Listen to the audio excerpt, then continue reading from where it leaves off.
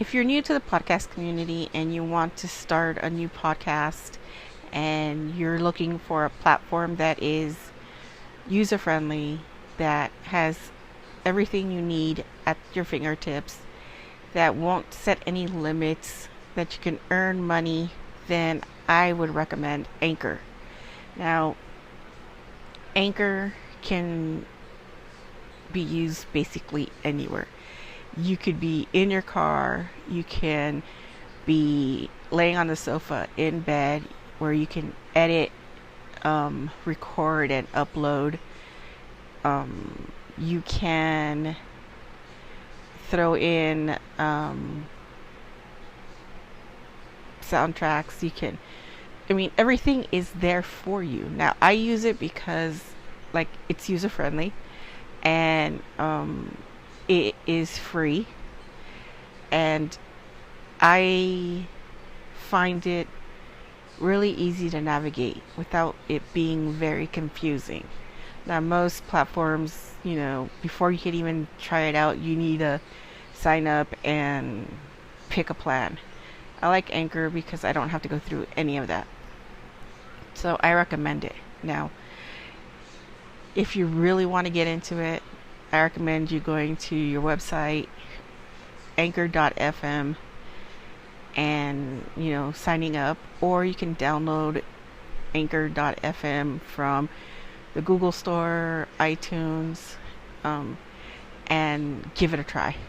So don't forget to go to anchor.fm, sign up, and I'll see you all in the podcast community. Hey folks, welcome back. Tonight we're going to be talking about a cool topic, I think, from my favorite website, Backpackerverse. Now, have you ever wondered why you see faces when you close your eyes? Well, this says why. Now, if you're asking, why am I seeing faces when I close my eyes? You aren't the only one. These faces can be surprising at first, especially if you stumble upon your spiritual awakening without any patience. While you may be a bit nervous, this isn't anything unusual. It's actually something you should celebrate. Okay. Now these faces are mark that you are experiencing a spiritual awakening. Why do you see these faces, and what do they want? Well, we'll answer the questions below. If you Google why am I seeing faces when I close my eyes, you might get a list of results that have to do with the pareidolia phenomenon. Although it's real, it's not what causes the faces to appear in your mind.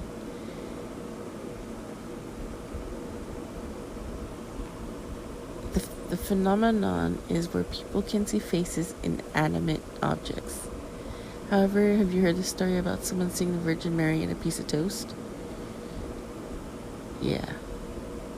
Scientists believe this happens because as humans, we condition to seeing faces.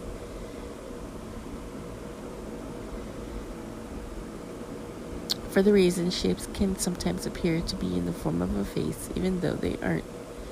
Although this explains part of the reason you can still seeing the faces, it's not the cause of seeing the faces where you shut your eyes. Now it's time to get to the core of what's going on: clairvoyance and the third eye. Opening your third eye can be a jarring experience, especially if you aren't ready for it. Some people practice opening their third eye, and they probably already know that the signs of the third eye is opening. If yours opened by accident, you may be a bit scared. Usually, the first sign of clairvoyance comes in geometric patterns of flashes of light. You may feel pressure at the center of your forehead and between your eyes. It's almost as an invisible finger is pushing you slightly in that area. Yep, I felt that before. This is perfectly normal and probably occurs when you see these faces behind your eyelids. Now, while people begin to experience their third eye awakening when they're in a state of relaxation, i.e., meditation, or right before bed, you start to experience clairvoyance in your own everyday life. You will be able to tell someone is telling the truth, or be able to visualize something simple like where you put your car keys. When this happens, your third eye will usually begin to throb. Really? Didn't know that. Okay. Some even refer to the third eye as radar, as it's normal to feel it activate in truthful, connected, spiritual contexts. So why am I seeing faces when I close my eyes?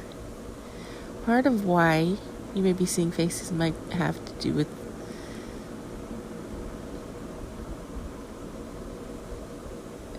the pareidolia, though it isn't true for everyone. When you first open your third eye, your logical brain might try to make sense of these lights, flashes, and patterns. They can manifest themselves as faces to your conscious mind, but they are really ancient spiritual signs. Now, if this is the case, these signs will probably reveal themselves once you get used to seeing them.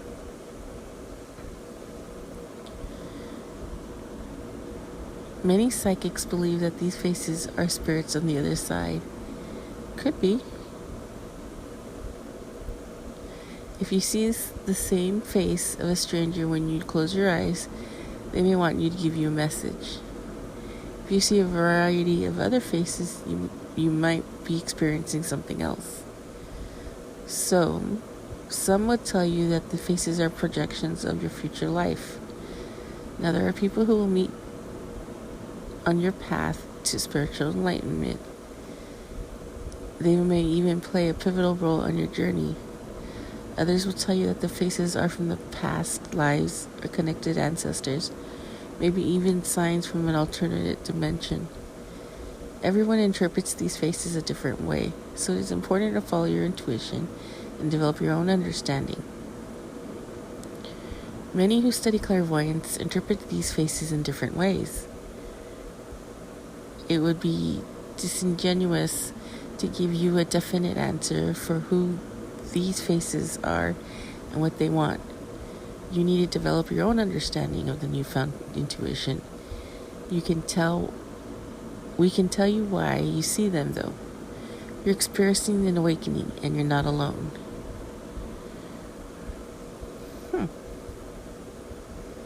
Spiritual awakening, and you're not alone.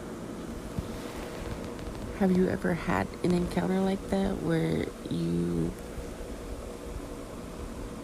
see faces? Curious. Tell me. Now we're going to... I gotta find my second story of the night. So let's go and look for a second story. So what else is going on, folks? Anything good? Anything interesting? Anything unique going on in your lives?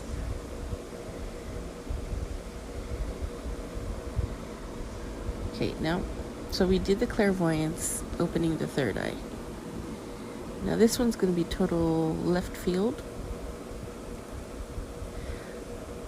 Ritualistic witches workshop found at this paranormal California park. When most people think of Kenwood, California, their mind naturally wanders to the Sugarloaf Ridge. The state park holds a diverse set of natural formations, including a large waterfall, breathtaking canyons, and the Sonoma Creek. People who pine for adventure enjoy hiking up Bald Mountain, where you can catch a glimpse of the Golden Gate Bridge if the day is a sunny one. But Bald Mountain contains secrets that have been long forgotten by most, if not all, Kenwood residents. Now, during the early 1700s, a local woman was accused of witchcraft, as many people were during at that time. Now, fearing for the inevitable impromptu trial and likely execution, the witch escaped to the mountains, where the townsfolk couldn't find her. As time passed, the witch realized that she that the villagers had given up their search for her, she decided she would seek her revenge. Late at night, the witch would descend from the mountain, climb through the terrain by the soft moonlight. One by one, she would visit the local cottages and smear goat's blood on the front of the doors, a warning of what was to come. It kind of reminds me of the Prince of Egypt. The townsfolk cowered in fear at the sight, certain that it was a witch, but unsure of her whereabouts. The villages flooded in the local church, begging their pastor for protection. At a loss, the holy man blessed them and sprinkled them with holy water. But that would not be enough to protect them from the witch's sorcery. Over the course of the following month, the witch continued to visit the village at night. She would sneak into the cottages and would use potions and curses to bring sickness and disease into the house. Sweet. Now, some of the villagers thought the sickness was natural, but others were certain it was the witch's doing. This went on for years, and over time the villagers forgot about the witch, but one family passed down the warning of the evil presence from generation to generation. Today, Caitlin is local from Kenwood and recalls hearing a scary tale of the witch from her grandmother, as she decided to look for where the witch might have lived on Bald Mountain. I'm not the most athletic individual, but I try to be active. I spent my entire day on that mountain trying to discern where it might be safe for a person to create a makeshift home. I feel like I looked over every crevice, turned up every rock, looked for every clue, any clue that she might have existed. Finally, I gave up. Now, I was descending down the mountain when I came across a rock that had a long scratch mark on it, going down right down the center in a straight line. I made my way to the rock, found there was a narrow opening into a shallow, dark cave just beyond it. I slowly crawled inside and found a series of objects I'm positive belonged to the witch. She nodded. Okay, you crawl into something that you know nothing about. Imagine what can be hiding in there. There were glass vials everywhere, a huge rusted out pot. I even found some animal bones in the corner of the cave. I don't think anyone in Kenwood is aware of this cave, and that the legend of the witch is not just a legend at all, it's history. Okay. I think that this story is more legend than anything else, because it could have been a homeless person in the cave, and whatever the case may be.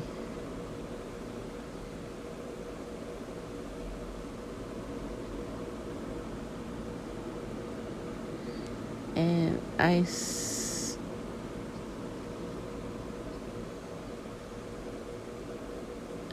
believe that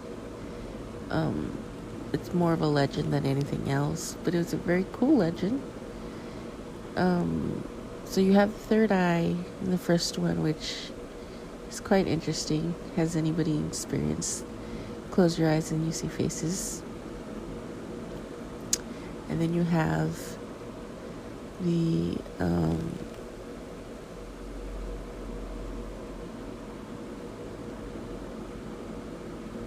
witch at Bald Mountain.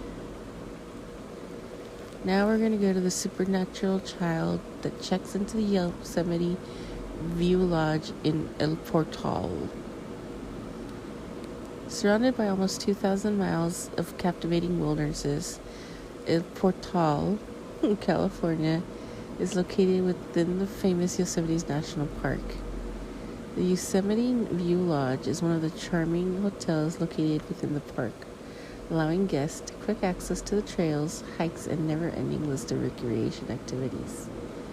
Many guests check into the lodge for family fun vacation.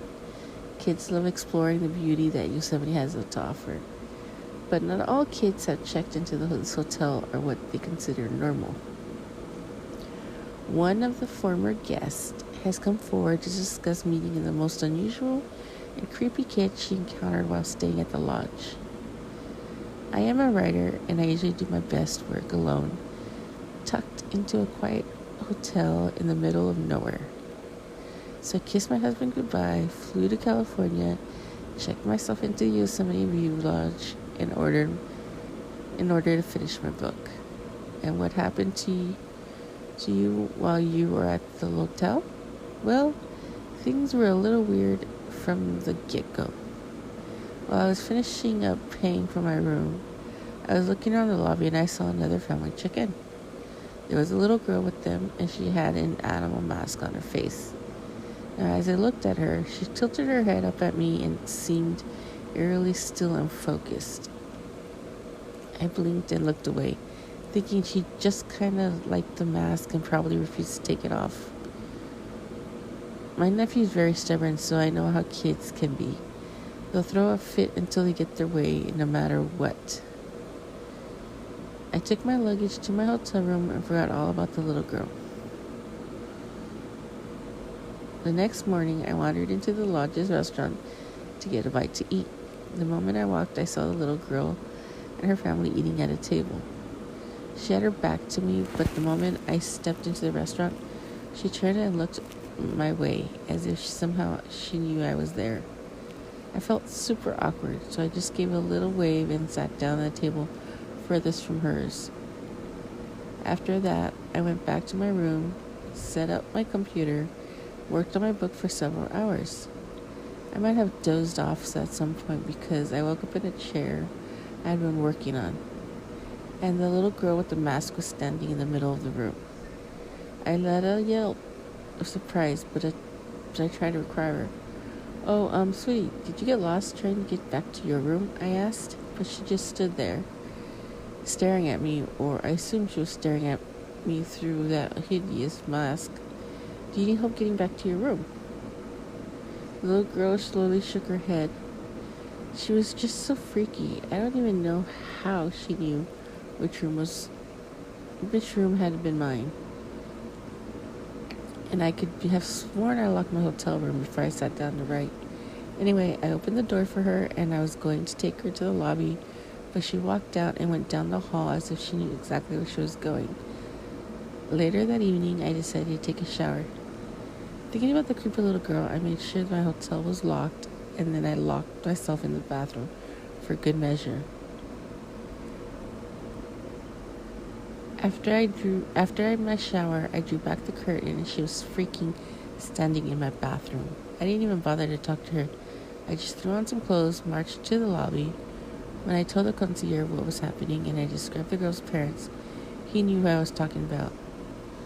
So he called their room, asked them to watch their child, but they said they didn't have any children.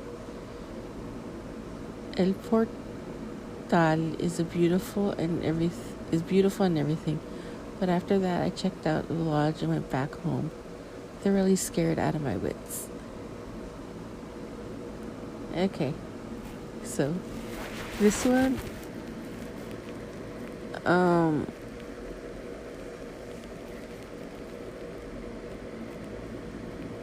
I would have to say is downright freaky and yet cool.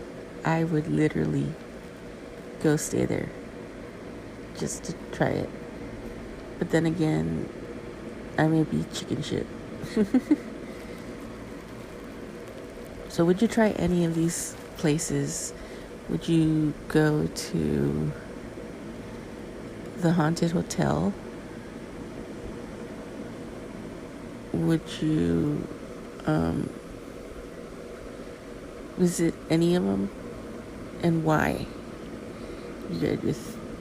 So just curious to see as to what you would do and why you would do it. Alright, well, that is a short 3 episode. I will talk to you all later. Don't forget to like, share, subscribe. Please leave us a message on iTunes. it helps with the algorithm and it helps me move up the charts. If you want to donate, I have the link for PayPal down below, and you could also donate via Anchor. I also have that down below. If you have any comments, questions, concerns, please let me know.